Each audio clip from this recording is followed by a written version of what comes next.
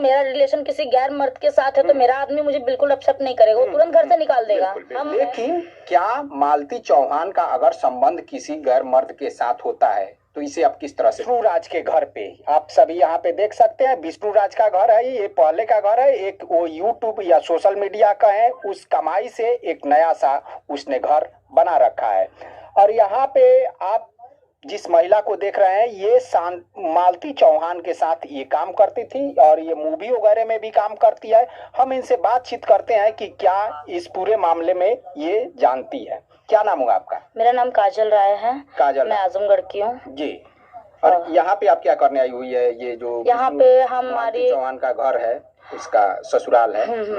तो हम यहाँ पे, हम तो वैसे काम कर रहे थे, शूटिंग चल रही थी हमारी सास सनाड़ी बहू खिलाड़ी का। तो वहां से निकले तो हमको बाद में पता चला कि मालती जी का निधन हो चुका है।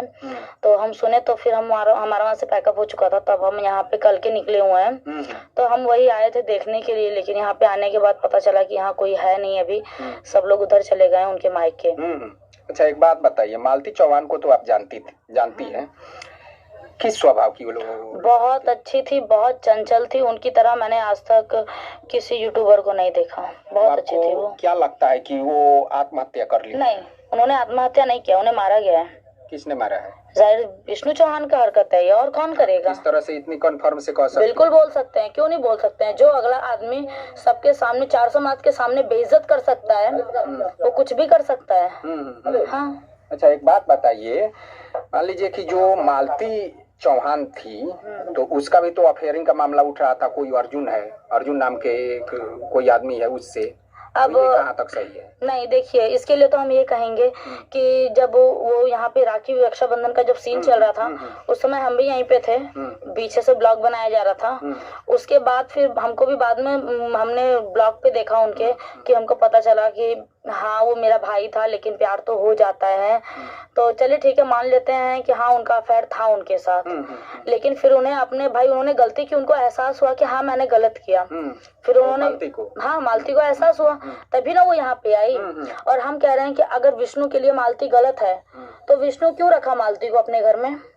मारने के लिए रखा, टीआरपी बढ़ाने के लिए रखा कि उसका व्यूज आएगा। तो आपके कहने का तात्पर्य ये है कि कोई महिला दूसरे के साथ संबंध बना लेती है, उसके बाद से भी उसका पति स्वतः उसको हंसी खुशी उसको एक्सेप्ट कर ले? मत एक्सेप्ट करे, छोड़ दे, घर में ही मत लेके आए ना। वो घर में क्यों रखा? सबसे बड़ी गलती उसकी है। और जो मालती चौहान ने इधर उधर कर लिया वो सही है, उसे आप सही ठहरा रही है? आप क्या चाहते हैं? आप मतलब क्या जानते हैं उनके विषय में? आप क्या वही हम जानना चाहते हैं आपसे। आप करीब में रहिए। चलिए ठीक है, हम करीब में रहिए।